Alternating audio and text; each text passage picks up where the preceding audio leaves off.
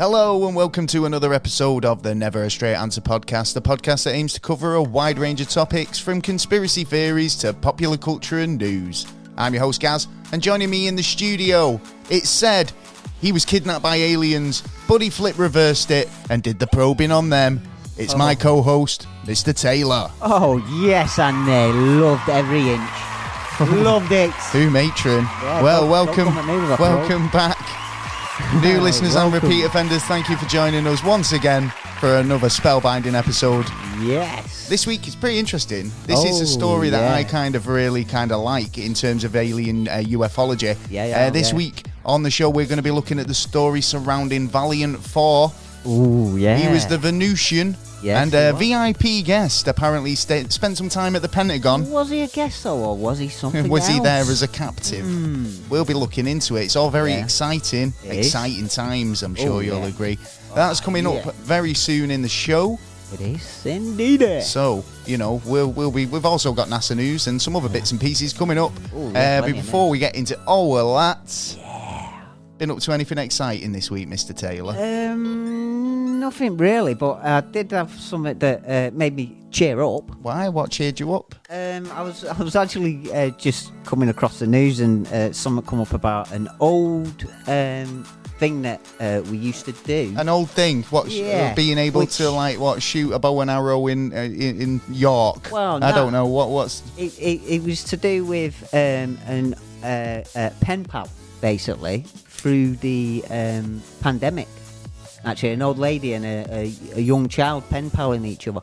Yeah, because I mean, when I was in school, we were encouraged to do pen paling. And I remember writing to people in Germany because we did German in school. It's like, wow, sexy language time. Yeah. It's like German's not exactly the sexiest language, but you know, we had French or Italian. And you go, nah, you're doing German. Yeah. It's like, How did you do? Did you manage to get a pen pal?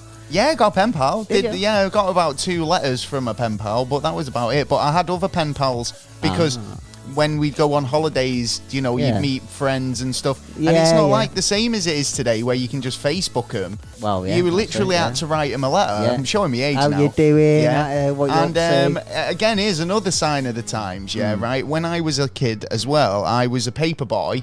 You mean you don't get your news in paper form anymore because it's bad for the environment. But you used to get the postman arriving with the paper boy at an early time, you know what I mean? Nowadays, you're lucky if you get your post before 2. Yeah, I was literally saying 2 o'clock seems to be like the second post or something. But that used to be the second post. It's the fucking first post now. Well, it's under private management your bin's now, getting taken away 3 times a week. What's happening to this country? I know. Have you seen that in Birmingham? No, go on. And in was it Birmingham? I think it was Birmingham, and in the place where they're doing the COP 26 at the minute, Glasgow. Yeah, the actual bin men are on strike. On strike, yeah. Because I mean, in fact, the streets were a mess. Absolutely, bin bags everywhere, and it just goes to show you how the importance of these guys' job. Yeah, do you know what I mean? Every job's important. It's a profession that is a very important role in society. Yeah, that you shouldn't sniff or look down your nose at anybody who does that job because fucking hell, man, if it weren't for them, you'd be living in filth. Yeah, you'd have the plague. Exactly. It's like you think pandemic's bad? Do you know what I mean? But I can see the reasoning why if they're not getting enough wages, or if there's a lot more pressure on them, there's less of them and stuff like that. Well, you got to be worth your weight in gold as well. Well, this is exactly it. And I think obviously when the front line thing came out, and it was like, well, it shines a light on the professions in society that actually make a difference. And do actually something for us. Yeah. And they worked through it, and they did the business. Yeah. They didn't get a big break. They didn't complain. No. And now we've come out. They're saying we've come out the other side of it. Is it not time to even fucking all the supermarkets and stuff, you get your tyre changed, quick fit. Yeah. They'll be like, what, you're a frontline worker still? Yeah. Give them 15% off. Yeah. So why are they not entitled to a pay rise? Yeah, well, that's what the wagon drivers are after as well, and they've been doing the hard shift, without them, we can't get it from A to B. There you go, you see. So, hopefully it should get sorted out It probably is going to take fucking years now. Probably, but it's one of them, innit? It's like just got to ride through it. You have. So that's cheered you up, has it? Yeah, that cheered me up about it's an old system, and I think it was Yorkshire that did it, and it actually worked for this young 4-year-old she was, and this old lady, and now she calls her Nana or something. Oh, bless. Yeah. So see, pen paling, get on it. Yeah, it's quite a nice thing to do. The new system these days, it's like Skype. The anticipation of waiting for the post. Yeah. You know, it's like how what people don't get good post anymore as well. No, I don't think people just get like privatised, mate. Bills and that's all you seem to bills get and through the door, statements. yeah. And it's like imagine. Oh yeah. Waiting there or waking up one morning to find that you've got a pen pal letter from a far off friend who could have emailed you, but it's nicer. Cheered you up, yeah, it should do. Get some a lot more effort. Get some colourful postage in your life, anyway. Oh yeah. Have you been up to out this week? Bits and pieces, just like anything cheered you up? But anything cheered me up. No, not really, to be honest. I was saying, I've been avoiding the news this week, and I put the news on before, and I thought, wow, how does she go to work? Yeah. So newsreaders just 99 die in a fucking explosion, or 5 people die in a concert crush. And it was literally, is he nothing good to say? I know. Come on, give me some good news. The world's getting but other than that, I've just been doing bits this week. I've been quite a busy chap. Yeah. I had a mooch round. I did have a mooch round the Christmas market this week, which is going on in Manchester, which is cool. I mean, to be honest, it's one of those things now where it was a real kind of novelty when it arrived the first year, because it's been going for a fair few years now, the Christmas markets, and it's almost spread through other streets. It was contained in one of the squares. And now all of a sudden it's in 3 squares and a couple of streets. Market be taking us over. Takes over, and get good quality they come in markets, man. and they start building the stalls, and you can smell the mulled wine and the pancakes and the nuts roasting on the fire and all that good stuff. But man. Is it too soon, man? Because like I say, I've got there's a story coming up in the news, but it's like I think we'll leave it till then. We've just got rid of Halloween, and bonfire night was only yesterday, and now all of us straight away Christmas is coming. It's just one thing after another, isn't it? Just money straight in your pocket, straight back out. Well, there you go. Yeah. So I did have a walk round, and there was some bits and pieces up and running, but I think they do have a big lights on ceremony. All right. It's usually around do you know who's doing the lights this year? I don't know, but it'll probably be someone the Saturdays, or I don't know, someone like that. Yeah, probably. What's his name? Gino DeCampo. Gino, he seems to be doing well. He's on a lot of stuff these days. He is actually, yeah. Have you seen him on Family Fortunes? He's funny though. He does that with Ramsey and Frank. Oh yeah, he goes on little moochies, doesn't he? Yeah, they're pretty funny together, them three. There you go. Well, it's all the things that have cheered me up this week. Well, there's not much to go on. So, well, this week we're going to be telling you about Audible. Yes. You can get a free trial. It's a great way for customers to try audiobooks and make the most of every moment.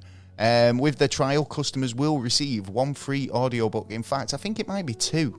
Yes, I believe it is. Yeah, you get a couple of tokens on your trial. You can download those, keep them. Yeah. Cancel straight away if you don't want it, or just want to claim your 2 free books. Okay, why not?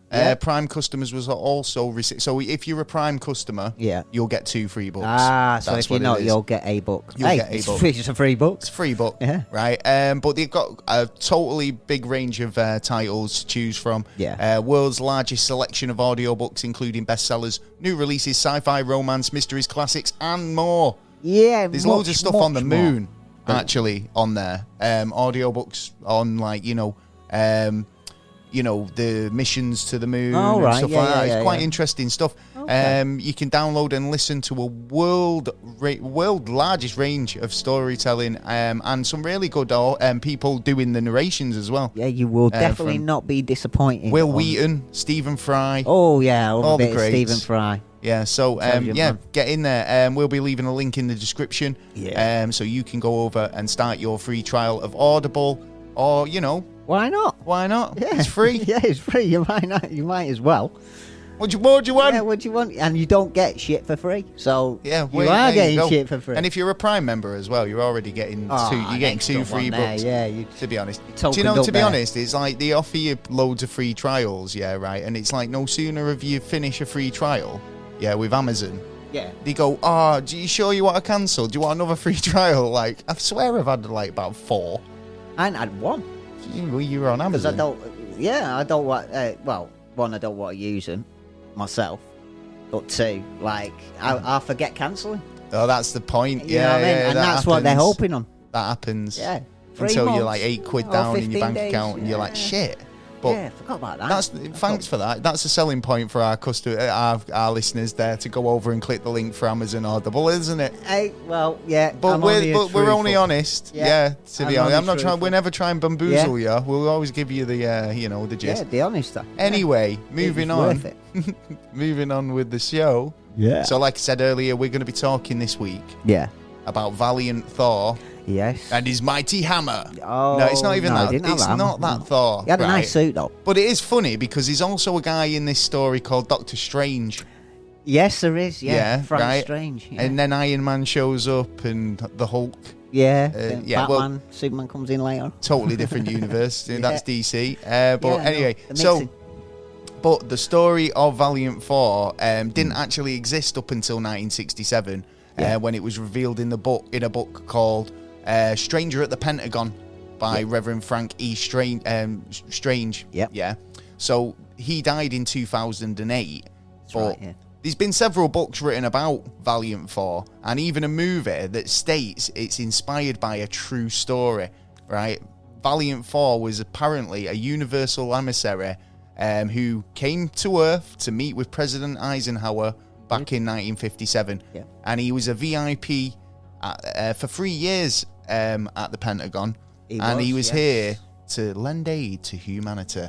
Well, yes, he was. So, the mission of Valiant Thor, right, was apparently that he wanted to kind of help humanity, wasn't it? And in March 1957 in Alexandria in Virginia, a strange craft landed in a quiet field and witnessed by a couple of policemen who were out on routine patrol, right? A man emerged from the craft and approached the officers, calmly claiming that his name was Valiant Thor and he was an extraterrestrial sent by the High Council. But he didn't say it, though, did he? Apparently, he did it through beep of the mind. Did he? Because apparently the guy was really, intelligent in terms of, language speak. He knew, over 100 Earth languages. Oh, right. Yeah. So, I can't fucking barely get English out, can I? But obviously the High Council had sent him, who these High Council were. It's very sketchy. There's not very much information. But you were saying about the Council of Nine. Which is supposedly a collective of 9 alien races that we're in a part of their kind of galaxy to look after. Basically, they're trying to make sure that we're kind of get us going. I mean, obviously. I think there was, we've talked about it in the past about certain alien races wanted to, kill us and destroy us. Yeah. And then other alien races were like, hell no, these have got potential. Let's give them the gist. Let's give them a bit of info and help. Well, you've got to think in a different way of there are species out there that don't know what hate is, don't know what war is. And then you've got other very species human concepts, aren't they? I mean, we've invented those. I mean, it's hate and war and all this stuff is just man. It's I don't know if other species. I mean, you can just look at animals on this planet, right, and who are very passive species, and think, well, do they have a concept of war? They're not all going out with fucking developing weapons to kill off other grass snakes or fucking tarantulas. Yeah, but getting AKs. A lot of them are on their own, and it's a case of fighting. It's the fittest who survive, basically. And all you need to realise is you need to eat, you need to shit, you need to sleep. Yeah, but this is the thing. If you're a species that is very kind of happy to just live as you were, intended, then that that's fine. But then when a predator does arrive, Yeah, you might be. This is the reason why evolution happens in certain countries differently to how it happens in other countries. Because, you know, they say, works. well, yeah, because like these certain areas where like ground-dwelling animals, didn't have any major natural predators, so they were able to thrive in grasslands and on field lands, whereas others had to climb trees because they were like, fuck man, there's a predator down there. Yeah, but there are certain things like genetics, like we're genetically close to a worm. But you've also got to consider, I reckon more manipulation, and because of the timeline that it's took for him to, like, you know, sprout wings, you need a certain amount of time. No, I'm not talking about us, though. I'm talking about, like, another alien species. Like I say, if they've just, developed in a way that they're generally placid. Yeah, like, you know, like I say, these animals on Earth that have no concept of war, and if they've developed the same way where they've had no predators, so they don't need to fight. Yeah. You know, if another alien species turns up who is aggressive, then they're fucked because they've got no defense.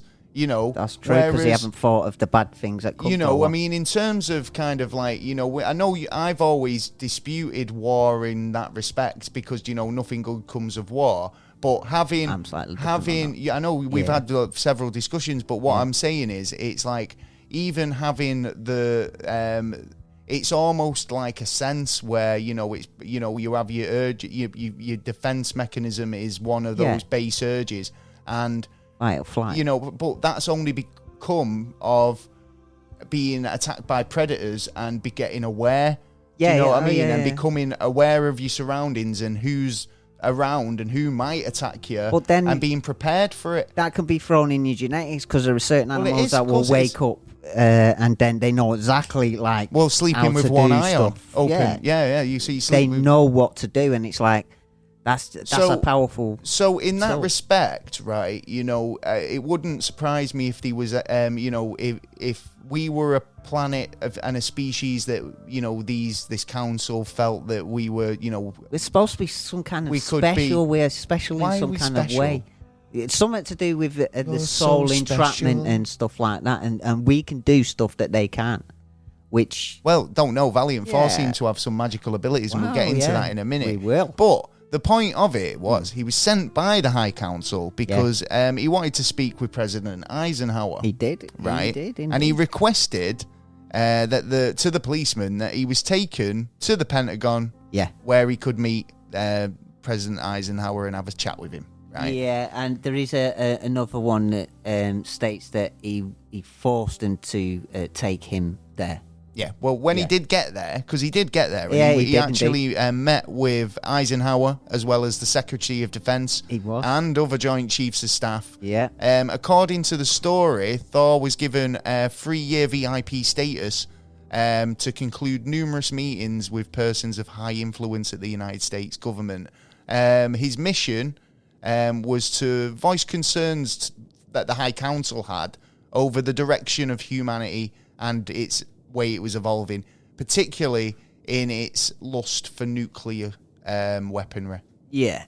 So, I mean, at that point as well, that was quite a high peak in UFO, in nuclear testing. Well, this is... there was a lot of nukes going off just because... Yeah, this is where I've seen other documentation stating that what had happened was he forced the police officers to take him to the leader, the White House. He went to the president. The president had the nous to actually listen to what he said and not actually agree with him, because he turned around and said, "I'm here to look after the earth. I'll give you I'll give you life forever, basically, free energy, no hunger, none of that kind of stuff anymore." And apparently... Well, where did it all go wrong? Do you know what I mean? There and then, apparently, because the president turned around and said, well, we don't want that. And the reason why we don't want that is because we thrive under objectives, so basically, we'll get where we're going by ourselves. Yeah, because in another way. Yeah, because if they give us their tech and we use it, and then they give more tech, like, let's say, like company Apple, Like they give you we're more doing tech and you ourselves want out more of and we're doing more ourselves and out of looking like, after ourselves and letting them have the responsibility to look after us. Right. So when, like I said, during this meeting, he kind of said to the president that there's about 77 at that time other Venusians, because that's where he claimed to be from, Venus. Yeah, right? But this was other species. Well, so other species. Well, how do we know that those people aren't your Bezoses, your Elon Musks? Well, you do you know, this using? Well, it's like you're not going to take our technology. Well, we'll just go. We're here anyway. We'll just develop a company, and people will be so amazed by the littlest thing that's fucking normal on my planet. That we'll make millions anyway, and people will get the technology regardless of what the governments think. Yeah. Basically, Thor was from a race of aliens, like kind of the Nordics. Yeah. Sort of. Yeah. So he was kind of humanoid in looks. And I've got a bit of information quite an about his... man. A bit of... Oh, yeah, I mean, like, in terms of, like... he was very much like what you'd expect of the 50s. It's almost like Mad Men. Yeah. You know, exactly. Like, suited up, really quite slick.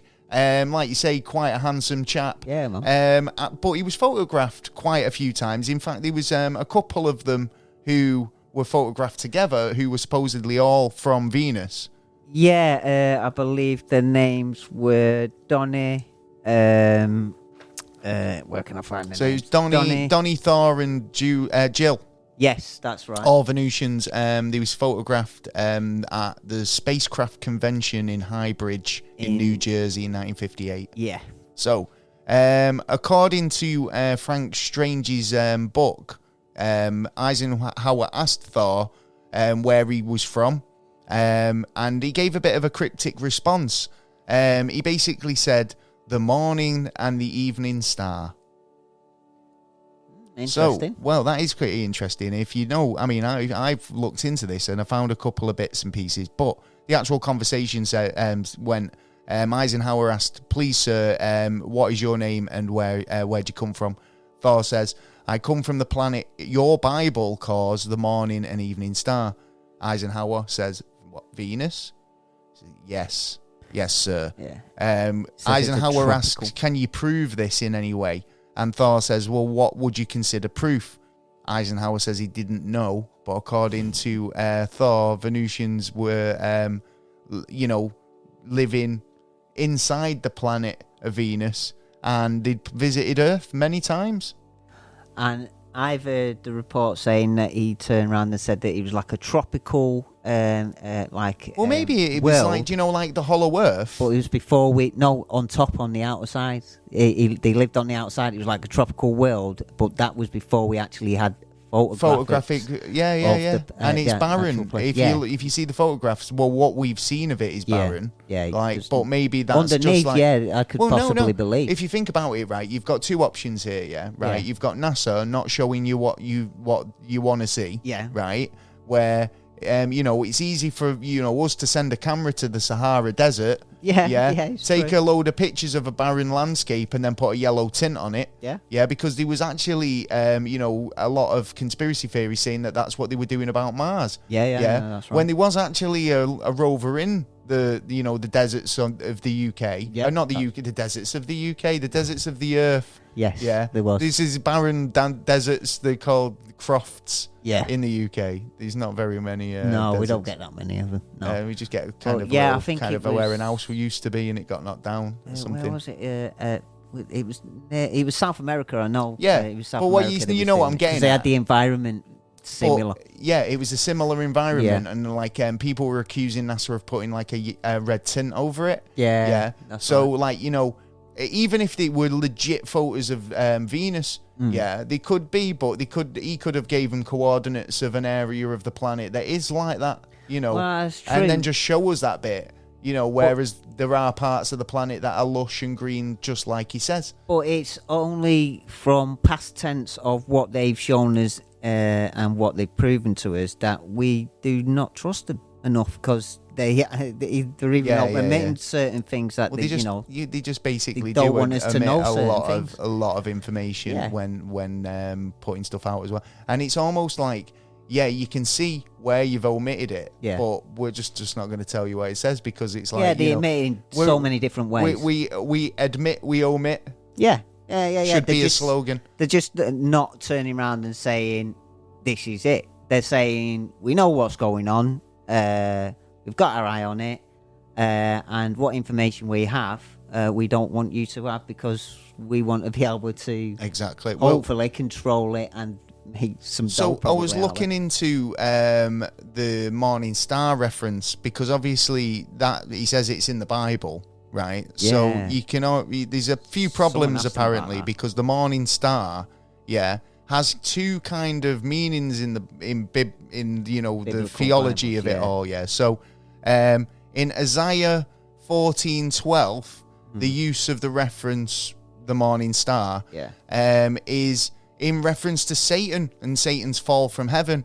How you fallen from heaven, O morning star, son of dawn, you have been cast down to earth. You once laid low the nations and and the Christian tradition. This is when basically the morning star Lucifer became the name of Satan just before his fall. But then in Revelations 22:16, Jesus identifies himself using the exact same term. I am the root, the offspring of David, and the bright morning star. And then he comes in saying, "Oh, I'm from the planet your Bible calls the morning star," which Eisenhower, obviously educated man, identified correctly as Venus. Yeah. Right. But what I'm thinking is, well, this guy has always presented himself as a bit of a religious figure. This Thor guy, right? Yeah. And he actually claimed that Jesus was a real guy. Yeah. Yeah, but he wasn't from where you think. So was it that Jesus was a Venusian as well? All the species knew about like the religious part. This was a weird one because someone shook his hand, tried to shake his hand, and when he shook his hand, in fact, it was Dr. Strange. He said that there was no fingerprints and there was no handprints. There was no prints there I've got at all. some physical characteristics, but yeah, go on. What was he said? And he turned around and said, "We're all under the same God, but we're more purer than yous are, basically." So, what, we're just better than you? Yeah, basically, all religion is throughout the universe.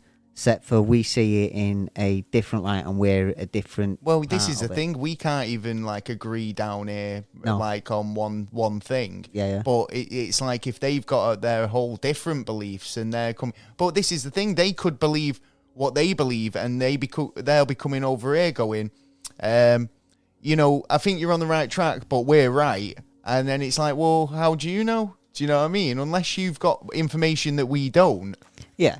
And this is what Thor was saying. He was kind of here to deliver, help basically in a way. Physical characteristics of Mr. Thor or Commander Thor. Yes. Apparently he was pretty much human-like. Like I say, he was a kind of handsome chap. They all seem to be the Venusians, didn't they? They were down with the beauty of it all.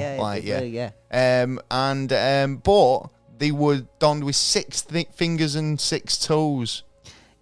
Yeah, apparently, but you can't really see it in the photos. No, you can't, can you? I mean, it's like, but this is what people have reported, and it also kind of came up in the book. Yeah. 6 fingers and 6 toes. Internally, his heart was larger than a human one. That's right. Yeah, but he had a one lung. Yeah. But it was just a large lung. Yeah, massive, man. And his blood vessels were larger to carry a hermosilene-based blood. I had a look into that. You did, indeed. That, right, is basically means that, when your blood's got kind of we have iron in our blood quite often. Yeah, and they say, oh, you've not got enough iron in your blood. Yeah. And when you look at your veins, you've got blue veins. But when the oxygen reacts with it, it kind of goes red, doesn't it? Yeah, to right. So it's all about how oxygen travels within your blood. Yeah. So, and how many particles of metals or whatever that's in there as well. So apparently we have or somebody in this respect would have 2 copper molecules in the blood, right? So they have a higher copper concentration than we do. So this is what they were trying to get at, saying that he has this sort of blood-based system. His brain was 300 centimeters cubed or whatever. Apparently IQ of 1200. 1200, but I don't know if that kind of just like, once you get... I think they say once we get over 200, we couldn't even comprehend what they were thinking about. In 105 for Ments. Something like that, yeah. So, but yeah, and apparently he speaks 100 Earth languages fluently. And, like I said, no fingerprints or palms. He also had no belly button, and he will live to... and this is the day, 490 years. The belly button thing, right, is an interesting one, because no belly button implies a different way of being conceived. Do you know what I mean? Or like created. Most mammals... have an umbilical cord. So all the goodness gets. So well, that's how we're sort of like formed and everything. We eat that and we're fed and get all that nutrients and stuff like that. So not having a belly button makes you think, well, how was that happen? Do you know what I mean? What's the not only the conception, but like the birth, and how does that all happen? I mean... Jam, mate. Fucking mix it up with get the turkey baster. Yeah. Well, they're going to have the technology to actually maybe even throw the proteins into the body instead of actually... Who knows? I mean, I don't want to go too far into it, but it is quite an interesting thing to think about. I mean, it's like... you hit a nail on the head there, maybe, in cloning. Yeah. Could they be clones? And that's why they're pretty much perfect. Well, yeah, and apparently you couldn't damage him. Apparently you could not harm him, no matter what. You could not harm the clothing as well, because they did tests on the clothing, apparently shot at it, lasers at it, and nothing would damage it at all. Yeah, maybe. There's a lot of reports about him. There's a couple that basically says, Commander Thor, or Commander Valiant Thor, was created... as were the angels eons before time was configured. He was indeed a very wise man, and duly endowed with abilities far beyond human imagination. He stood about 6 feet tall, and weighed about 185 pounds. So he was a commander, apparently. He's supposed to be quite high up. But there's also reports of him having amazing gifts and abilities. You were talking about him walking through walls at some point. His brother could walk through walls, which was Don, I think it was. And then the 2 ladies, I don't know what shit they did. I believe Doctor Strange, on his first encounter to him, she come to him and told him to follow him. Yeah, Vice Commodore Don and Jill. Yeah, who appeared. They appeared on the lawn in front of Howard Menges High Bridge in New Jersey. There was another one. I'm trying to look for the name now. But there was another one. It was something like Tracy or something. But she didn't get mentioned that much, and Donnie only got mentioned because he walked Doctor Strange through walls. Right, okay. Apparently, Van could actually see through walls. And actually control your thoughts and stuff like this. And this is why a report come out saying that after he had a word with the president, a general had a word with him, and the president arrested him, and that's why he was stayed in there for 3 years. Yeah. Well, this is the thing, isn't it? Because the people say he was a VIP at the Pentagon, but there are actually accounts of abuse there. Because during the Pentagon years, the military, as well as those in political power, obviously tried everything they could to try and break him. Yeah, they wanted the information. They wanted, the questioning consisted of, how can they upgrade their military weaponry to destroy other places? How can they use satellites to create weaponry? Yeah. So they've got an advantage of, firing from space. They wanted to know how they could use the information he had to their advantage. Do you know what I mean? Yeah. So in one respect, like you were saying earlier about how we want to turn this down, you know, and say, no, we want to kind of go it alone and become our own species. Yeah. You know, this kind of goes against that, because they're basically saying, well, you know, we tortured the guy to get as much information out of him as we could. But I hear apparently you can't well, hurt no, because him. this is the thing, though. Yeah, well, if you can't hurt him, then we can keep, you know, going until we find something that does. 3 years is a long time. But I think that's where the measure comes on. Like you were saying, that it was around the time of nuclear tests being done.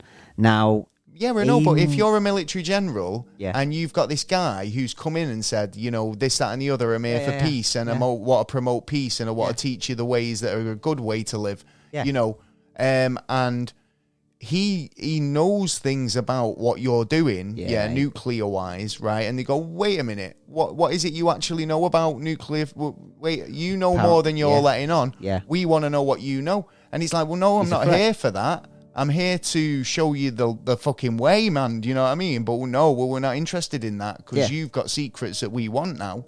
Do you know?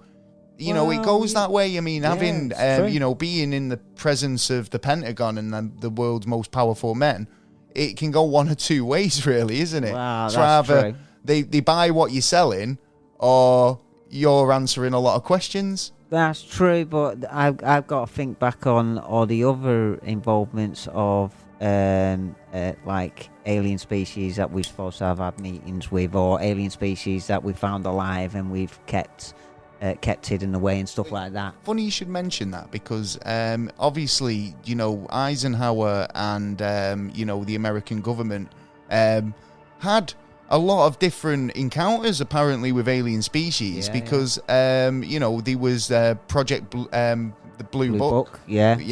The CIA, the Majestic 12. Yeah, then we had all the stuff that happened with the CIA and Area 51. Then don't forget the presidents as well, because apparently, which I was surprised actually, Robert Kennedy apparently had run to Dr. Strange and said to him that I need to ask these two questions to the alien, basically. So can I ask the alien some questions? I need these answers to these questions, apparently. So, and apparently there may be something involvement with his death as well. Right, okay. Which I've got to look into because there was too much information I was looking at then. But apparently this Dr. Strange, he was not just a writer or anything like that. He did work for the military intelligence at one point. Right.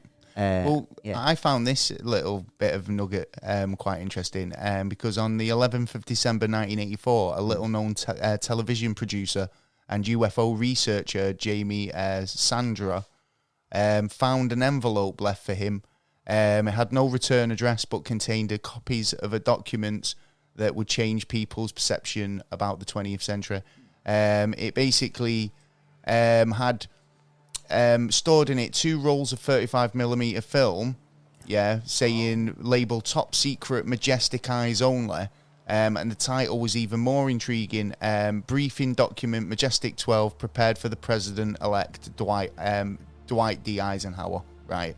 And apparently these were images of the meeting with another alien species. It was supposed to be in a top secret wing, and basically it was an extraterrestrial meeting on Earth, right? The Majestic 12 group were a collection of top scientists and military leaders who had been established since around 1947 to investigate UFO phenomenon.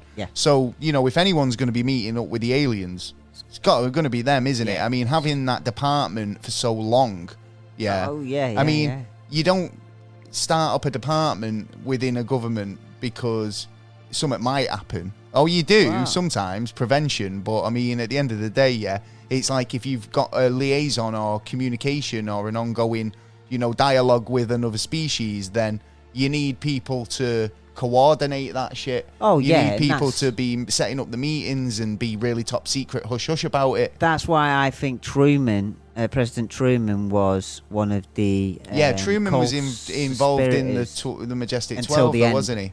Because he was the one who brought in CIA. Under the CIA, Majestic was. After a year, it was actually changed. The people who were picked were actually changed, every single one of them, and I think it was, I can't remember which, someone with, I can't remember his name, Hoover, I think it was. He changed a lot of them, which actually changed the status of what they were there for. The president actually supposedly had met Greys and didn't come up with a deal with them. But met I up think with that's Nordics what the photos were. And come up with a deal with them. Maybe is it because the Nordics are a bit quite like humans in that respect, in terms of like we look like us. I mean, internally, like biologically, they're probably not, but in terms of like, you know, integration and being able to kind of walk amongst us. I don't know, because the female have got a nasty side. I've heard stories about the females have got a nasty side to do with the children. You couldn't go near the children. If you went near the children, they would absolutely go bonkers. That's kind of just like, you know, there's a lot of animal species like that. I mean, mothers are maternally protective of the kids. Yeah, but that all shows you control, you've been able to control yourself. But is there a part when they won't be able to control themselves? I think that all comes down to, you know, predators and having to be that aggressive to protect yourself and your family. You know what I mean? Yeah, it's like, why would a mother, you know, evolve to be that aggressive towards somebody trying to steal the children, unless that sort of thing was happening all the time? No, these supposed to be environments where the children are hanging around around the shops. The person who's actually in a room throwing stones, drinking cider, like on the ship, and the aliens obviously are walking in and out, but the female ones apparently going near any of the children, they go absolutely bonkers. Right, okay. Even though you may be the one who procreated that child. Well, even like the dad's near him. Yeah. Fucking hell. This is it. Because there's so many different areas it goes into.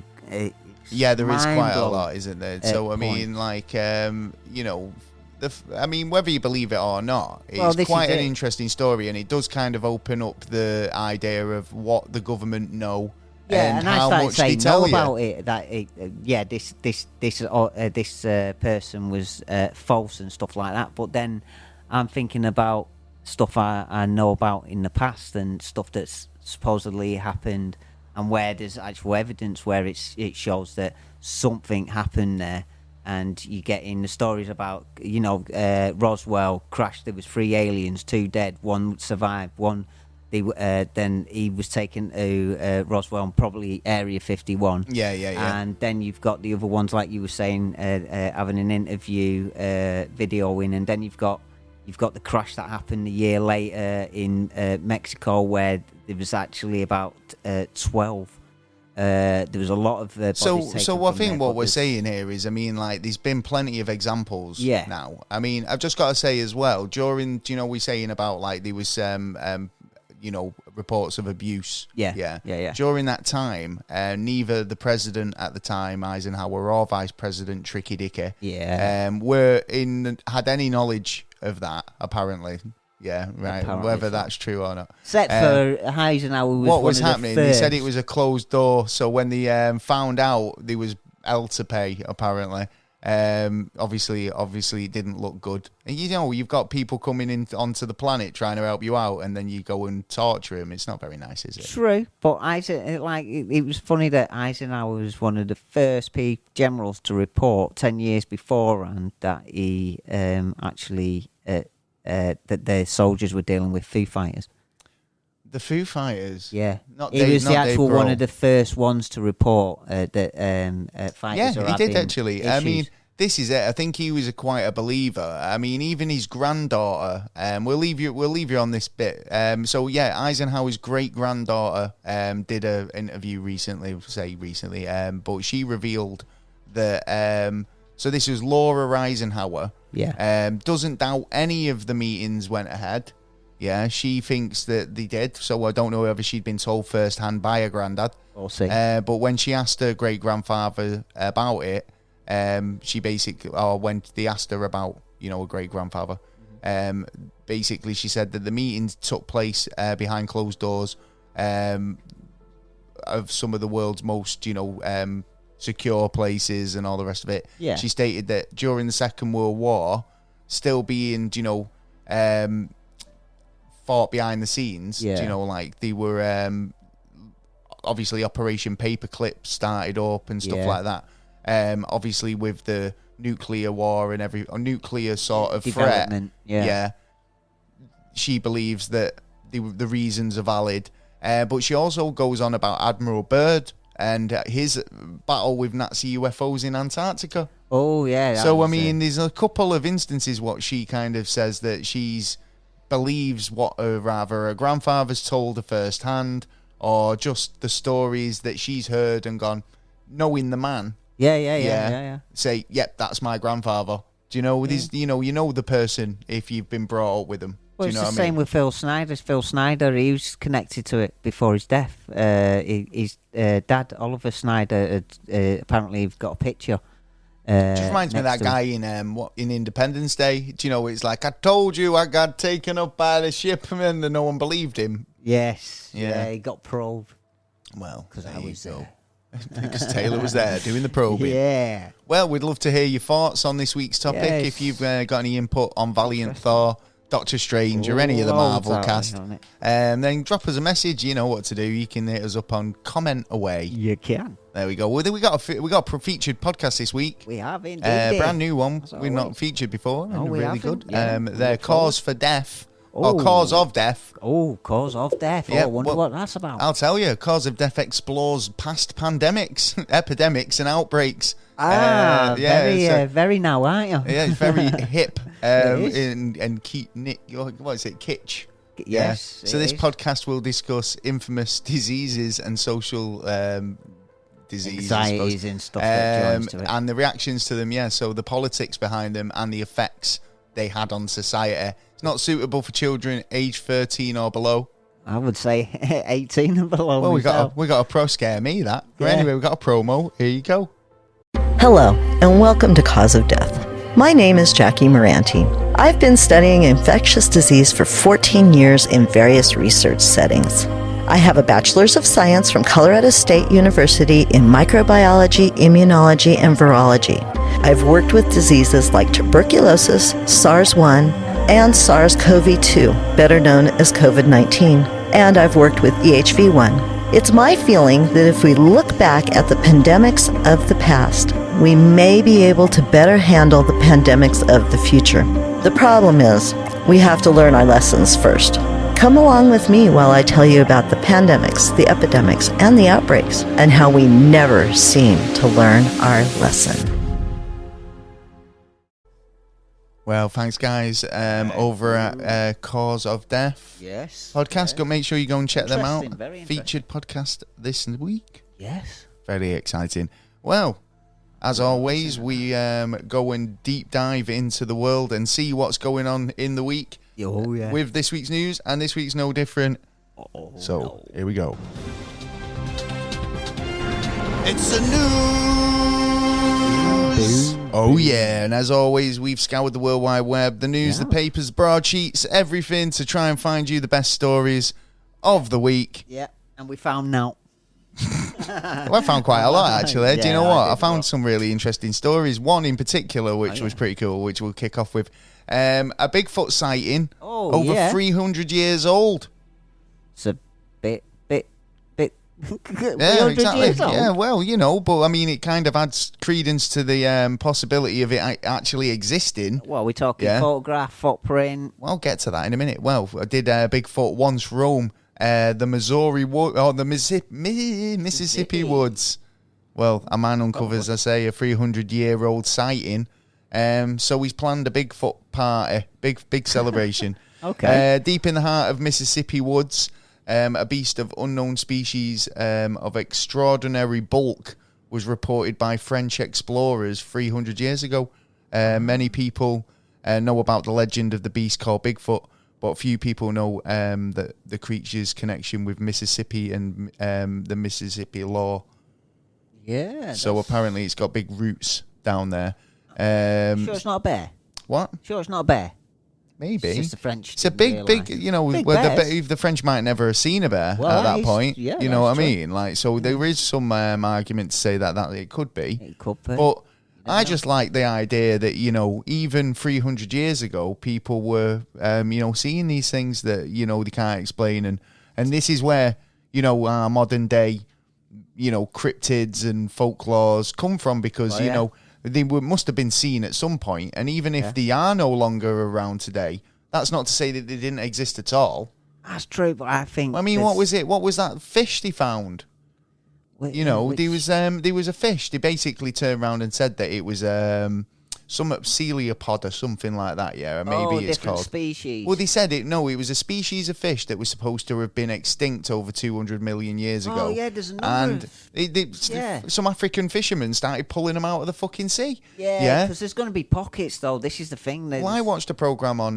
There was like a crocodile, which was basically a cousin to the crocodile, which was literally a dinosaur, and again, supposed to be extinct. But they're getting reports of coming back. Be doing, so you know whether this they've been doing some genetics and throwing them back in, going fucking get in there, son. Well, yeah. Well, they did want to do it with a mammoth and an elephant, didn't they? And it was going to be find a Bigfoot one day, but it won't be what we think. You know what I mean? It'll be like fucking some Frankenstein. Yeah, it'd be a new species or something like that. Yeah. That look like the old species. Yeah, potentially. Yeah, maybe. Yeah, but instead, it's actually changed. It knows about the environment, and actually DNA's changed in it. Wait a minute, right? So, I mean, it's not that like, you could argue that one of these species has survived and just kept having offspring quite hidden. You know, like this time. So there must be a second. Well, that's what I'm saying, yeah. But like a pocket of them have survived, and they've managed to keep going all them millions of years. Yeah. Or if you believe evolution, how do we know that this isn't just a second time round for particular species to evolve? Right. And we've just now started to notice that these animals have returned, but you know they're just new. It's not reincarnated versions, but almost new genetically version. Well, yeah, well, like they obviously because we've still got cousins and family members of that animal still in existence. How do we know that they've not adapted to become that animal again? Do you know? I don't know because, like I said earlier, in me talking about in the Thor thing, some land-dwelling mammals thrived in an area because there was no predators. That's right. Whereas the same mammal might have had to kind of adapt to climb trees because there was a lot of land predators. Well, effectively, that's what they say. So how do we know that because that one didn't evolve, it's now going, well, I need to now? Do you know? I don't know. That's where I was going kind on of that. Contemplate, really, it probably has evolved from its threat level and understands its environment much better, which genetically it would be a change. It would have changed, exactly, because it wouldn't need to, obviously they say we adapted opposable thumbs because we needed to climb trees, and now if there was no predators to get away from, we would, or the food on the higher, branches, we wouldn't have done that. Well, makes sense, really, doesn't it? Same with elephants with the trunks and. So, like you were saying there about Bigfoot, there could potentially be like a new species of a being that or cryptid that we do discover. Yeah, and not I think not necessarily a Bigfoot. Yeah, it's true, and it Crazy. seems to be worldwide. So there's got to be something in it. It's got strong connections to Mississippi. It has indeed. It does indeed, especially in that woods. Well, there was a lot more to that, but we'll move on. Anyway, what have you got news-wise? Have you seen anything interesting? I've Mr. Prince Andrew has been told. You've got to come to the United States now. You're being summoned. Well, not necessarily come to the United States. You got served. He has to. By the 14th of July next year, he has to start discussions face-to-face with Victoria Roberts, which was her name back then, lawyers, to answer the questions. He's been told he has to. Okay. Well, I mean, to under be honest, judgment. right? I mean, I've got no sort of, He needs loyalty to the guy in terms of like a Patreon or, a British person. Well, he did know, such a piss the poor guy job the first time. in the public light hasn't really, done himself many favors. No. So, I mean, at the end of the day, Or he the family. deserves what he gets. And if he's proven innocent, I still believe innocent until proven guilty, in every case, yeah. Like, yeah. but Well, look at Barclays Bank. Barclays Bank chairman, I believe, had to resign, and that was because he had close connections to Epstein as well. fair enough. Do you know what I mean? And he actually told the rest of the board, if you had any morals, you should all resign. Yeah, because at the end of the day, if you know what the guy was like and you Yeah. were still hanging around with him, Yeah. then you just... It's like that woman who was a secretary in Auschwitz, yeah? Yes. And it was like, well, she Yeah. claimed that she didn't know what was going on, but Yeah, she's a you got the party to it. paperwork, yeah. She's a party to it. So at the end of the day, she got what You're she got. involved. She's involved. Yeah. So... At the end of the day, if you're going to a party with a known fucking paedophile and he's, I don't know what the entertainment he put on was or, whatever. Yeah. But if you know the man and you're doing business you're with him, invited then to that yeah. party Yeah. and you've got two options there. You can use your fucking your judgment and your morals, like you say, to go, nah, do you know what? I can't be seen in those circles. Yeah, because but it's then my career and, all the rest you of have it. got to consider some of them didn't know what he was up to and wasn't part of the clique there. Well, of course. You know what I mean? So them ones who, but it's just. But that's the reactions unfortunate for back. them. Yeah. Because at the end of the day, yeah, if they've, once it all comes out and you're all sat at home and it hits the news at like, Just oh, be honest, shit. yeah. I dealt with a guy. I didn't know what. I didn't Well, know yeah, he was of into course, that. yeah, but yeah, yeah. if you want me to go and speak to the, If you need lawyers to, and that, if you fucking- need to yeah. investigate me to Yeah, clear go for my it. name, then Yeah. you go for it. Unless yeah, they've exactly. got dodgy bits on the end, and it's But like, that's the thing, isn't it? About having Yeah. nothing to hide. You don't mind Everyone's got being, you something to don't hide. mind being Yeah. searched or being probed if you're clean. That's Yeah. the difference. Do No you know what I one's mean? clean. This is the Well, thing. No it one's depends. clean. Especially the rich. They're the dirtiest of the fucking lot. Well, I was going to say it all depends on what they're actually being Yeah. accused of, but Yeah. you know what I mean. They could be investigating and find other stuff.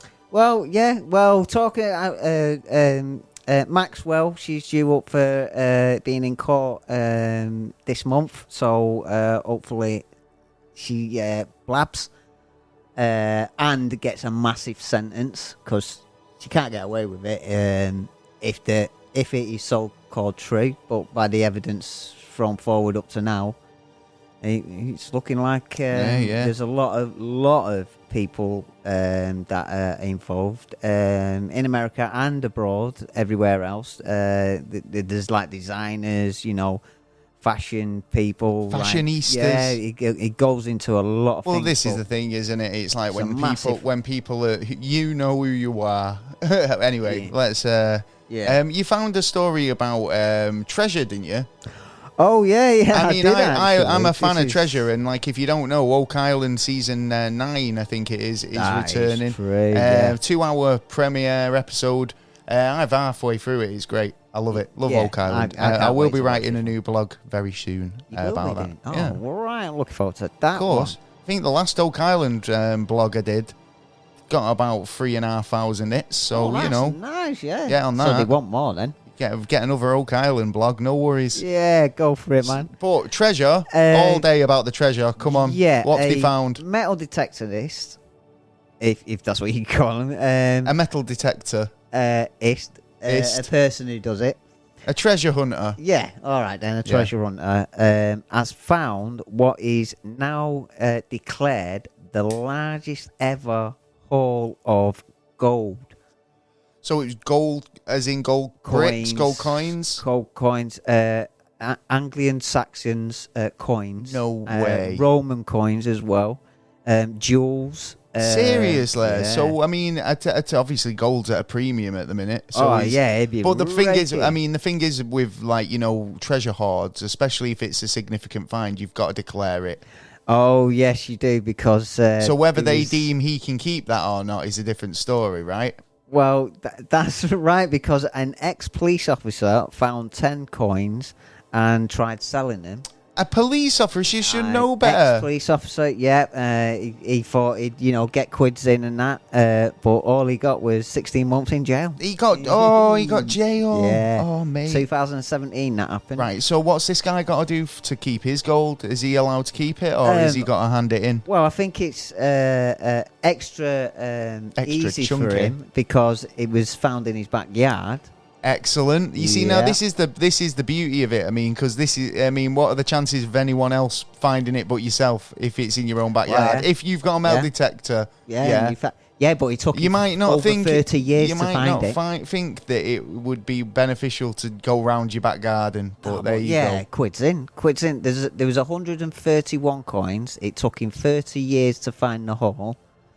So did he know it was there, or what? No, did he have an idea? He found one. Oh, there might be another one, and then I might have a bit of digging. I bet he was finding like a couple at a time. It was a certain area where he found a lot of them. I'd be getting in there, me, with a shovel. Yeah, damn right. He'd be roaming in it. I'm amazed that even during the construction of the house that this was undisturbed. And maybe that's why he was finding bits and pieces here and there. Yeah. And then obviously he hit the fucking mother load. Well, maybe the builders found some and went, you know what, I ain't saying shit. I'm going to sell it on the side. I got and a couple of gold coins. Yeah, maybe. Or they still actually... if you're one of those builders, we'd love to hear your story. Get in touch.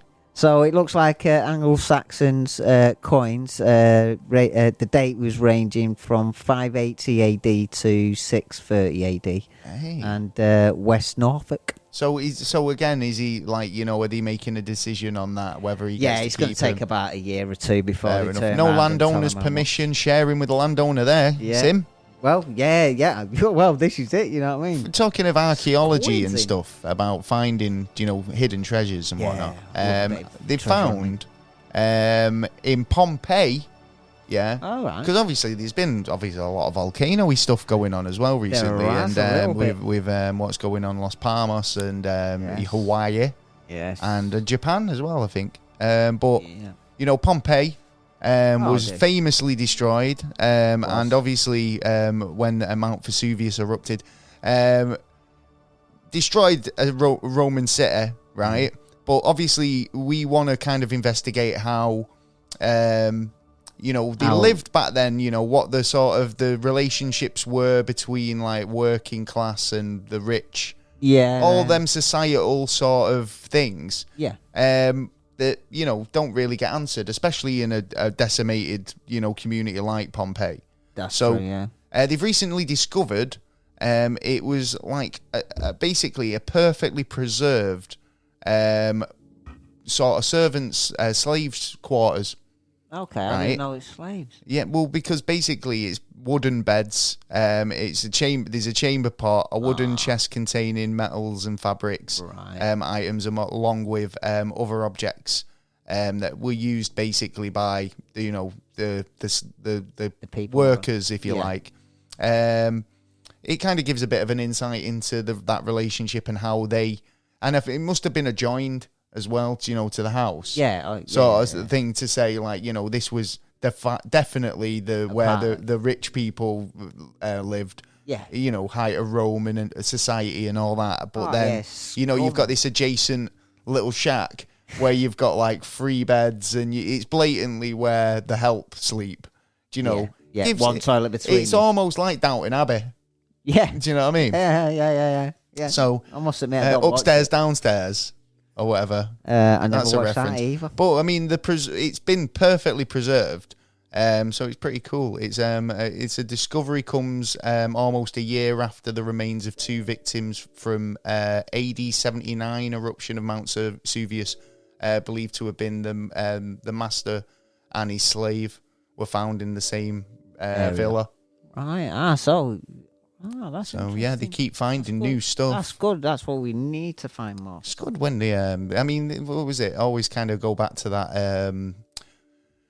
when Truman, and he goes, I want to be an explorer. Yeah. And she says, there's nothing left to discover. It's all been discovered. And it's like, that's not so true. Bullshit. Yeah, there's so much out there, on top and underneath. So it's been climate change a clock, hasn't it? Yes, all over COP the 26, UK. COP 26. Yeah. Considering we're like 26 of these deep, Yeah, right. You think it would have got some fucking answers.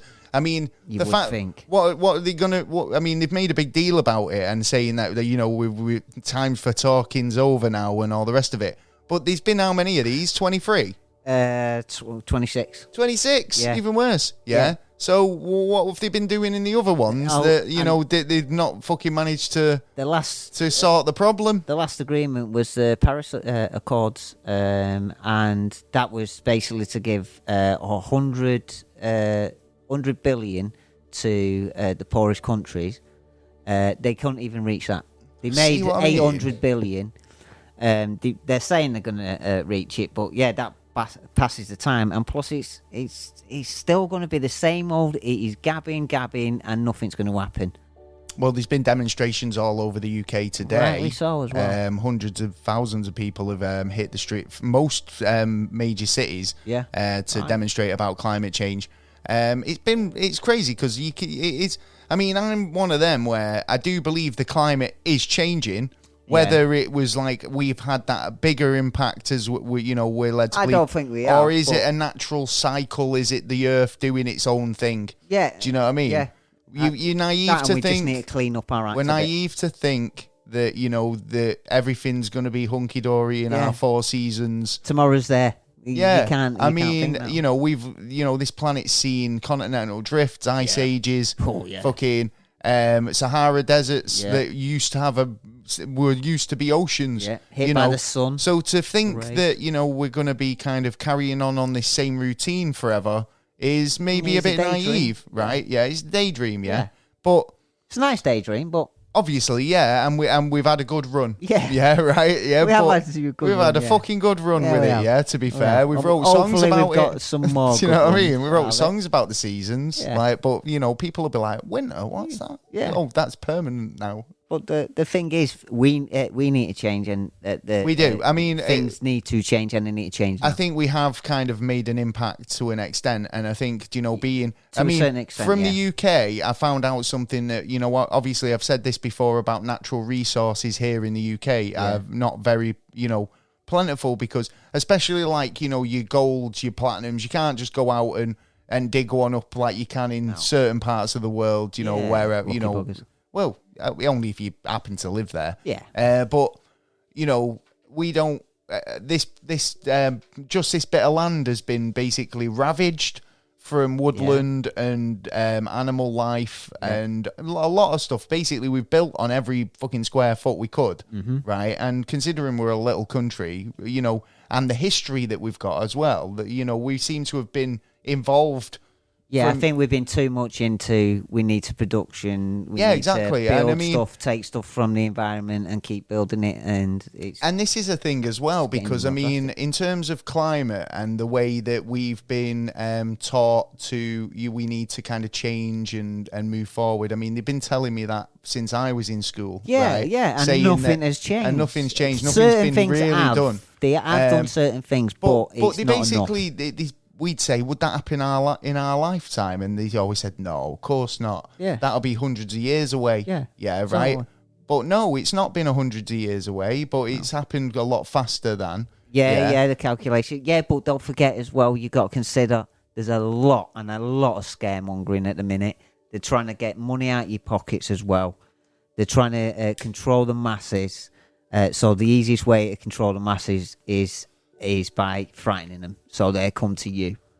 And there is a lot, and it seems to be there's a lot more frightening stuff going on. No, I think what it is, I mean, people, I don't know if, there's a lot of people out there demonstrating, like I say, so there's a lot of people who feel passionate about it. I'm not saying that it's not that, but I'm also saying we've got to look at the possibility that the Earth's doing its own thing, or a combination of both.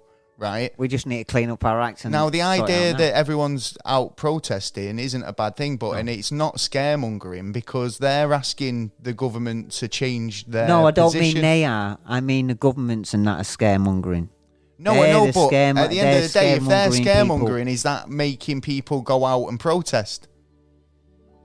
Do you know what I mean? Because you're drawing attention to it, really. Yeah, but they're trying to scare you so they can get control of you, and that's how it works. What, by the underpants? you can get you in a control. wedge? the masses Of course by you can, frightening but them. yeah, but no. But I mean, if we're not scared already, mate, there's been such the last 2 years have just been so extreme. If you took that scaremongering away, and you weren't doing any scaremongering away, do you reckon there'd be a lot more people out on the ground going, "Oi, stop it! We need to do this. Yeah, we but need there's to do more that, and we more need to every do day, and that's what I'm saying. It's Yeah. like in this week alone, there's been a hell of a lot of protests Yeah. for just the climate crisis. Yeah. And you know, there's a story here about a walrus that has left its Arctic comfort zone. Oh, right. You know, and it's found its way basically snoozing on a submarine. Nice. Found When a you can get submarine it. to snooze on. Obviously, with that, you know, the COP26 happening, Yeah. there's been a lot of focus on climate change and stuff like that. Yeah, but it is kind of, you can see the effects. Yeah. Oh, yeah, of course you can. Of course you can. But there's another realisation that people don't understand is they think as soon as we sort this out, We don't understand, start do we? rolling back the way Oh, I it know, was. yeah, but yeah, it doesn't. it It can, will stay the way it is now. There's and a it will lot. move There's a lot forward. to do, We just gotta right? I slow mean, it down and stop it. what the problem is there's a lot of countries who don't share that sort of ambition to do the right thing and, you know, treat Earth with the respect we want. You know, Yeah, like, you know, that's true. we want to Mainly give big countries. and when countries are kind of saying, well, we'll phase it out by 2077 or whatever. Yeah. It's not really good enough. Oh, you're on about India now. I'm talking about, you know, many countries that are doing the same thing. I mean, they rely on the fossil fuels to survive, and they're not in a position to move on a green True, but way at the moment. Yeah, that's what they're saying. But China is actually doing stuff behind the backgrounds, and they're coal miners where they produce a lot more coal and factories than any other country. They've stopped and slowing back down. There was going to be that's another great, 77. until every country agrees to do their part, then it's a case of that.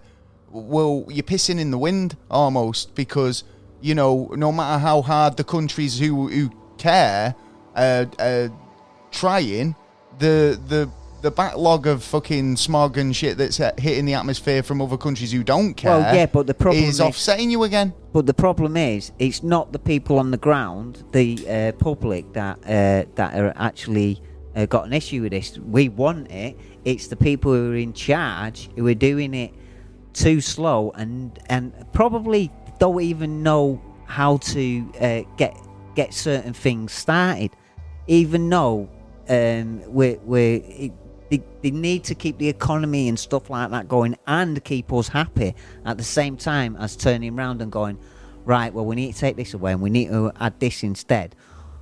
But it makes them money, but unless they're getting a profit out of it, they don't want to bother, because don't forget, they're only in charge for a certain amount of time, and after that, what? Oh, right, so I'm going to have a £1 million pension. So, yeah, but I want to go do this, and this, so I want an extra 15 million. You know what I mean? And greed, it just creates greed, you know what I mean? Yeah, I get where you're coming from. So, you know, whatever your stance on it, it is changing. Things are changing. Yeah, well, yeah. And, you know, you've got to kind of look at it and say, do you want to be part of the problem or part of the solution? I had an idea for a solution because, you know, cannabis has got a high, you know, tolerance for kind of pulling in carbon from the atmosphere. Yeah, right. Totally. Throw it down the sides of motorways, hemp seeds, right? Yeah. Totally. Throw it down the side of motorways, let it grow wild, right? That'll soak up shit tons of carbon, more than planting a load of trees. Yeah, but then people just going to nick it. Well, yeah, but care, because it's all the way down every motorway, right? Yeah. It eliminates the crime because, well, especially cannabis, because low-level drug crime, because it's available on every street corner. Yeah, I can just go and get a bin bag full if I want it. I can't sell it to anyone because they can just go and do the same. Yeah, and if you get caught with that amount as well, you're fucked. Well, it doesn't matter. It's on the side of the road. What I'm saying that is it decriminalises it. It eradicates the criminal aspect, and it also soaks up shit tons of carbon emissions. Well, do you know what I mean? And adds plenty of fresh oxygen for everybody. An aroma. And a lovely aroma. Yeah. My mate did it down south on the motorway. They did it for pharmaceuticals. And he got a bin bag and went, right, I'm racking all that. Well, that's and what I'm just went saying, off. because, if you can do that and everyone else can do that, I mean, the plants... Yeah, but there's a lot more of us than there's going to be fucking plants. I don't know, there's a lot of stretches of motorway. Well, that's what I'm saying. yeah, if it was a government mission and they want to rewild, then that's a perfect opportunity because it grows rapid. Yeah. So there you go. Something to think about. Well, yeah, it's a good idea. Boom. Here's one for you, right? Egypt hopes that a massive new complex they're building is going to improve their country's image.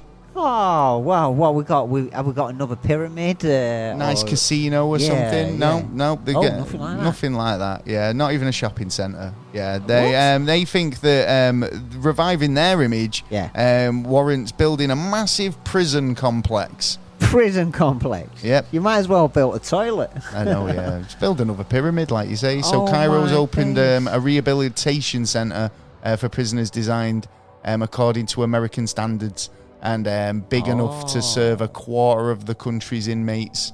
Oh, that's interesting. Looks quite nice, actually, doesn't it? Yeah, but I don't know.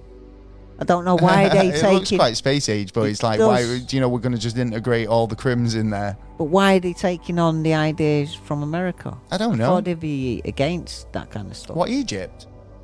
Yeah.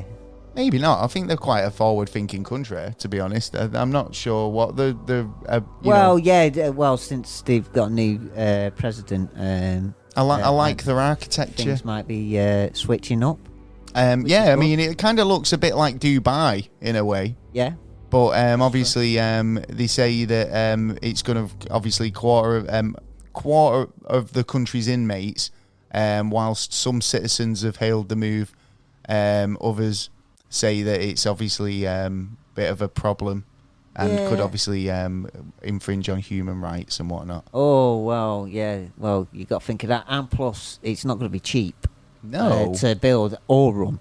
So that's a big complex. Are they going to be able to get the funding, and who's going to fund them for it? I don't know. Cairo government. Yeah, but they've only got a certain amount of money. They're not like a rich country. They've got a certain amount of money, but then they get a lot of tourism. I don't know if they make quite a lot of money just in tourism, because obviously it's quite a sought after country to go to in terms of bucket list. Yeah, but, it's one of them... Go and see the pyramids and Sphinx and that. In another way, it's a good idea because you're trying to rehabilitate those... Just wish, westernised countries did that more. Have a bit, just pushing them back into society. You go. Yeah, there you go. You've done Byrd for 5 years. Throw you out. No, it's Bye-bye. like, what was it? The Shawshank Redemption, where it's like, I'm institutionalised and it's like there's no reintegration. I mean, it's like a little planned community, I suppose. Do you know what I mean? Yeah. Where you can kind of reinstitute, get back into society. It's sort of like I think it's the Danish one. I like that one where basically you can even have your family in and that. And nice.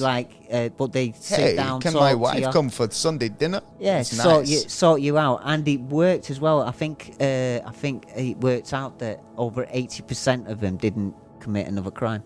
There you go. It's but they started shutting them down for some reason. I don't know why. There's not enough crime. Well, it might be. It's like we need to get some stats. Police ain't got nothing to do. They're all just stood around smoking joints. Yeah, because a lot of the prisoners are the ones who are confused, who don't understand certain things. But then they've got other issues as well, and background issues and shit like that. You know what I mean? So they need more help than just throwing them into a fucking cage and going, right, deal with the other rats. You know yeah. Well. What have you got? Anything else you want to discuss? I've got lots of NASA news tonight. Oh, yes. Let's go with America. Let's go. 4.3 million people turned around to their boss and went, fuck you, mate. They did, didn't they? I've seen a lot of videos of but it wasn't just general people. I mean, it was like paramedics and fucking firemen and police officers. And it might be connected to the November the 1st if you were in New York. If you have no jabby, you have no jobby. That's crazy. I mean, it's like now that is mandatory. It's like you can't, keep your profession and your family fucking fed. Hey, I tell you what, Latvia is the worst with passports. But They've this got is the passports thing, there, though, you can't because go to we the were shop, told you that can't we do wouldn't nothing. have a passport, right? I mean, I haven't noticed anything, to be honest. I've been walking around Manchester. Yeah. I go to... But they haven't got rid of it. It's in Section B for If when... you go in anywhere, they never ask you for Not yet, a but passport or any sort of confirmation that you've been jabbed. that's for Plan B. And Plan B is about to happen. And when Plan B happens, then it'll be again, you got to have a card, you got to have a card. Don't forget, it all comes down to the UN agreement, 2030, every single person has to have an ID with all their information on. And I keep saying it, and they I know keep what you're going away saying, and they because, keep I mean, coming back. obviously, it You would have kind got of... rid of it by now, wouldn't you? Well, this is And it the thing, doesn't but I help. mean, having a laminated piece of card that says, who you are, I mean, it's obviously going to have RDF chips in it, trackable chips, they're going to know where you are at all times. You're going to go your nearest It's not- greengrocer and let him know your eye test. It is your against civil pubic liberties. hair It style, or is, an infringement of your rights as a you human won't be able being. to get him back Yeah. afterwards. But this is the thing, it's like, I mean, when you see on the news, like, fucking people, train stabbings and stuff like that, Yeah. these are all reasons why they want you to have ID cards. I mean, there's a lot of stuff going Well, you're around. putting Like up- you said earlier about scaremongering Yeah. and control. Yeah. It's more to do with, like, trying to get you in a position where they know where you are at all times. Do you know what I mean? So we're all under suspicion instead of those few. Well, no, think about it. It's like yeah. it almost like cuts out the idea that you can claim that you have an alibi somewhere else because, well, if you've got your card or you've got a tag or Phone, something, video footage. We've there's got all that plenty. kind of There's stuff. plenty of I know that's what I'm saying already. Yeah. Yeah. So if you think that you're safe or you don't want a chip or a card or anything with your ID on it, you're already carrying one around. It's your phone. Do you know what I mean? Yeah, you carry totally, all your yeah. data. Yeah, but you could put your phone on the side and go to the shop. Of course you can, but at the end of the day, mate, the it's ID still you got can't. all your. Well, you can leave your ID at home, man. It's not like they're going to tattoo Well, you it on can now, but like in Latvia, you can't because wherever You you, need to go, go- you you need need to it, show yeah, your yeah, ID, and it just goes back to the old. It goes back to like Nazi- wartime, mate. Yeah, And exactly. when- Yeah. Or are we preparing for Papers? that? Have you got your papers? Are we preparing for that though? What, Is that going one to of the war? stance there? Right, we get everyone in line. We know where everyone is. Then we're going to kick off. Then we're going to halve the population. Then we're going to rebuild, and then we're going to do it again in years to go. Well, mind you, I'll be dead by then, so it won't matter. So Yeah, true. that's the next generation to deal To with. worry you know what about, I mean? yeah. It makes them money at the end of it. Makes them happy. It fucks us as usual. Yeah, true. Well, there you go. Fucking Yes. hell. Well, what's your stance on ID cards in general? Give us a shout and let us know what you think. Yeah. To be honest, I won't have one. No, I won't. I No. will refuse. It's like I say, they've already got me GPS, Yeah. and stuff. They've probably got access to all my Google accounts and whatnot. So they already know enough about me. Well, yeah, exactly, and that information is being sold and passed around, and You can even go though in- it shouldn't be. You log into your credit report, and it's like that's like pretty Yeah. much everything virtually there. All your addresses you've ever lived at and whatnot. Yeah. Do you know what I mean? Yeah, it's- Shopping habits. Yeah, but it's information that only needs to go to the right people, like Exactly. your medical, to your doctor. You don't want Not your accessible pharmacist. by a third party. Well, I've got Yeah. some NASA news. Go for it. Well, there's been a vast super bubble. Oh right, A super bubble captured by the Hubble telescope. You rhyming slanging there? I'm rapping. yeah, man. Go for it. I'm freestyling. So yeah, a super bubble captured by the Hubble in deep space. It's a Deep mystery in to astronomers. space. Oh yeah, well, there's a lot of mystery out there. It's a mystery. It's a lot of space. Well, yeah. A Well, lot so of- this basically is photos taken by the Hubble Space Telescope. Some mysterious force has basically created a plume or a super bubble inside a distant nebula. Astronomers are puzzled. Ah, well, Yes. that's funny actually because It's 170,000 light years away, apparently. Is it? Yeah. Whoa, that's not that far. Well, they've really. clocked it because they're looking, you see. Oh yeah, well, from tonight they're not looking because Hubble's been switched off.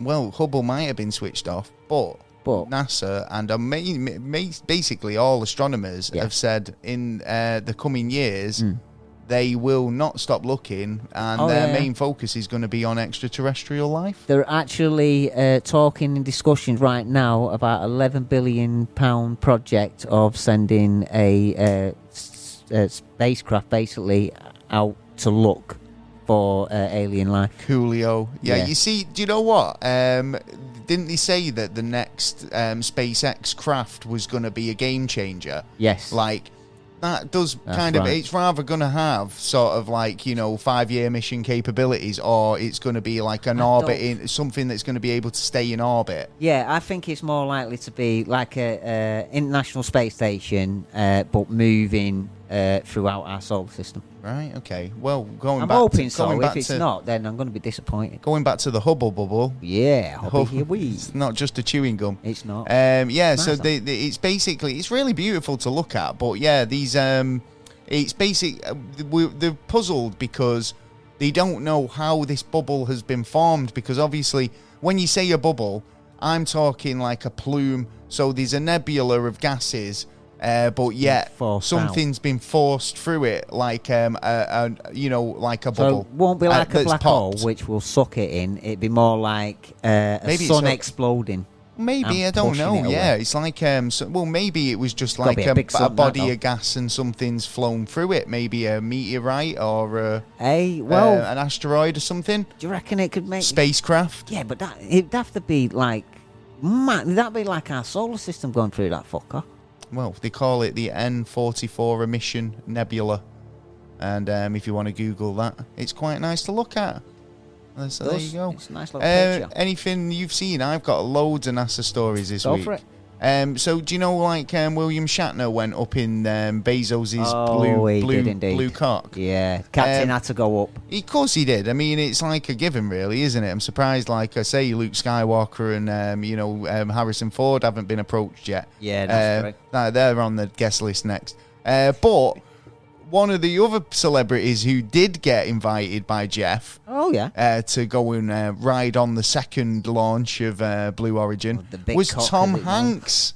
Tom Hanks? Tom Hanks. Apparently recently told Jimmy Kimmel that the Amazon CEO Jeff Bezos offered him a ride on the second Blue Origin flight. Only catch was it was $28 million. Whoa, so you just want me for my dough, man? Mate, yeah, it was like, who can I ask that's got the money? Well, it's not cheap. It makes me wonder, did Shatner fork out $28 million to go up, or did he get a free ride? I don't think so. And take it easy. Rockets, the Russian rocket, I believe a Russian went up and he paid something like $58 million. Joking. And that was 90s, I believe. Do you know what? Just become an astronaut. It's cheaper. Send you for free. Do you know what I mean? Government taxpayer money. Yeah. But you'd have to go through all the processes, you know what I mean? Well, I mean, I'm not sure I agree with that. Like, that's kind of like hustling celebrities for one. But, I mean, he got the wrong Toy Story actor. Yeah, for a start. That's true. Because obviously he should have been going to see Buzz Lightyear. Yeah, you had to see Tim Allen. Yeah, man. Did you see that about film being made of that? Buzz Lightyear. Buzz Lightyear, the movie. Yeah. Star Command and all that. Yeah. Awesome. Yeah, I wouldn't mind watching that. Have a bit of Toy Story action. Yeah.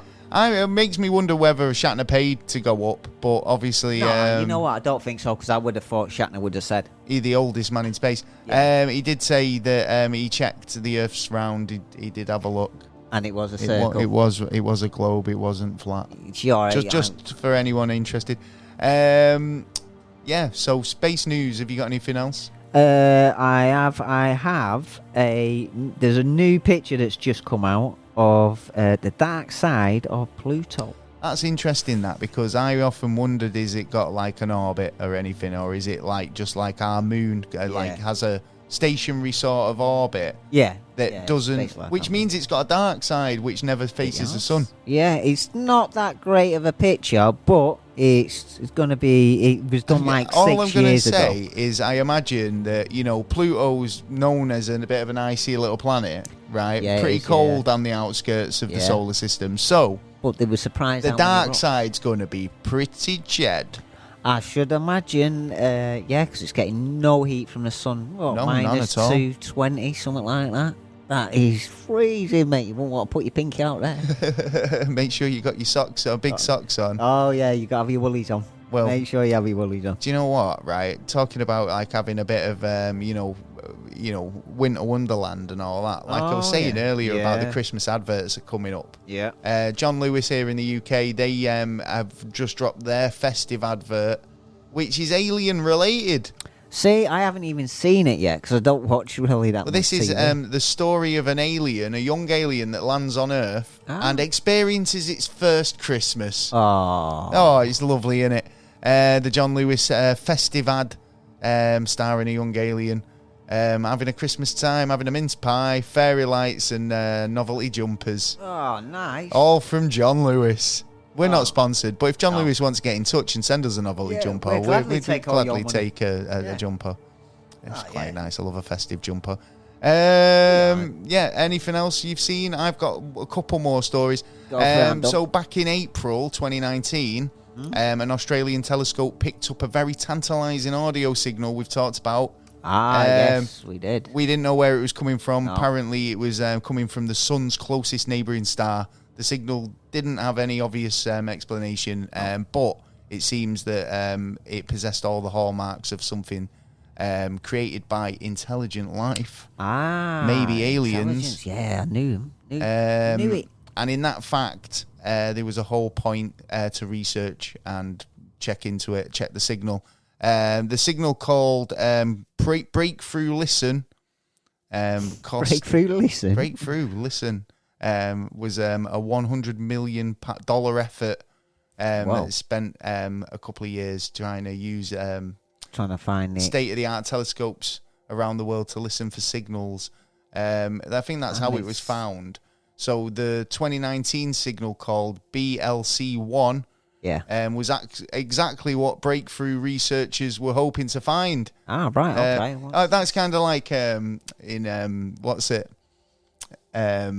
Hitchhikers. Oh, yeah. I love Hitchhikers. I keep saying yeah, you do. But it's got some great references in, but they basically are like when the Vogons arrive to destroy it. They fly over Jodrell Bank. Go over Cape Canaveral. Without a blip. No. And it's funny because that's just exactly what they were looking for. Yeah. You know what I mean? Right in front of you. So anyway, they found this signal where am I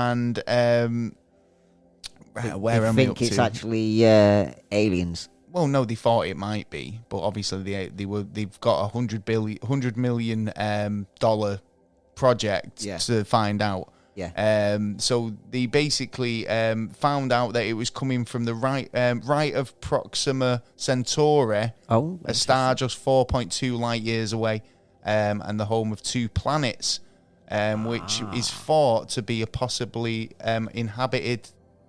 Because the signal is coming from, it looks like, from one of the planets instead of the actual sun itself.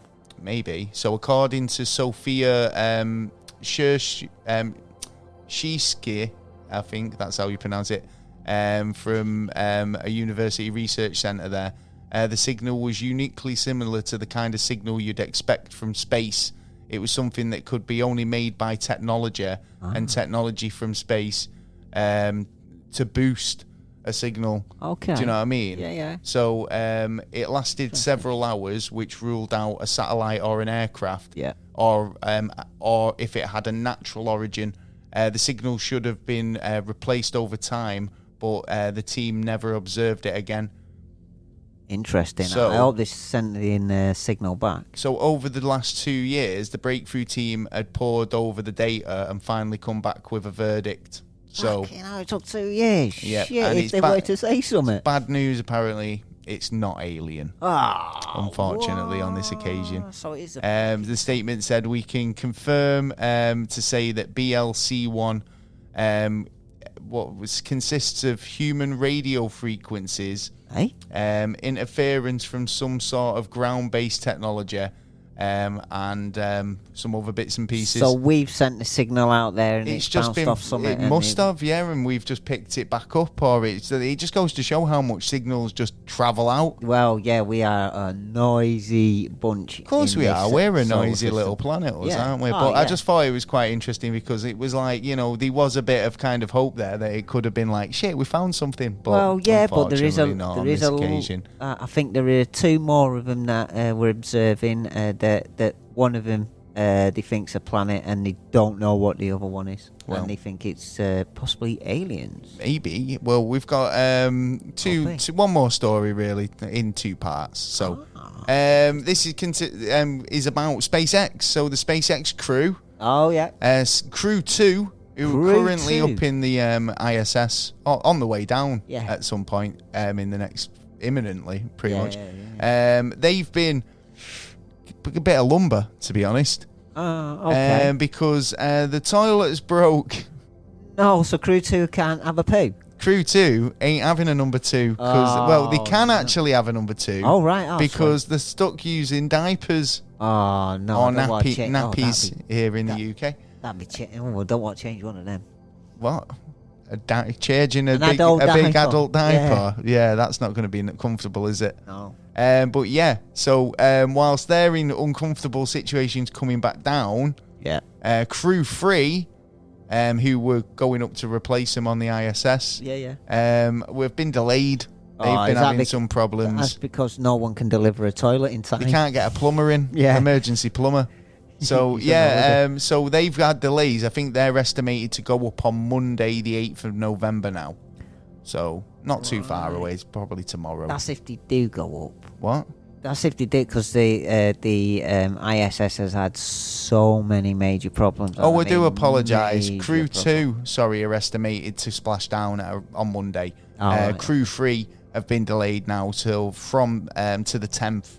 Oh, right, okay. It might be weather reasonings, that. Always good to check out on YouTube, though. We'll be posting some links in the week. If we manage to get it up there, we'll catch it. Yes, we will. We'll throw it up. Yeah. But that's the news this week, it is. I think. It is, I think so, son, yeah. Good stuff. I certainly do. Well, well, that's it. Well, that's the show. Do you know what? I sounded really disappointed then. But, yeah. The end of the show. If you've got any comments, queries, or suggestions, you know what to do. You can get in touch. Yeah, please do. At neverstraightanswer@gmail.com or NASA_never on Twitter and Never a Straight Answer or Never Straight Answer on Instagram. Right. We're available on all podcast platforms, wherever you get your podcast. Also available on YouTube. And, we're available on Redwall Radio every Thursday night from 9 p.m. So please come along go and check that out. Yes. Plus, we'll be back next week. We will for another episode of the Never a Straight Answer podcast. Just want to say a big thank you to our Patreons. Yes. If you want to get involved and join our Patreon, you know what to do. You can check the link below and help us out. You can join at several tiers from agent, special agent, and beyond top secret. Coffee. We could have a cup of coffee. You can buy us a coffee. Yeah, there's plenty of ways to donate and help us out. Go over to the website at neverstraightanswer@gmail.com. If you want to get involved and send us your promo, you can do that. You can do that. Am missing anything? We've got merch. As well. You can come and buy. We've got loads of it. Come on by. Come and buy. Or hurry up and buy. Yeah. Right, well, we'll catch you next week. We'll be back with another exciting episode. Make sure you tune in. Yeah. I've been Gaz. I've been Taylor. We'll catch you next time. Peace. Out.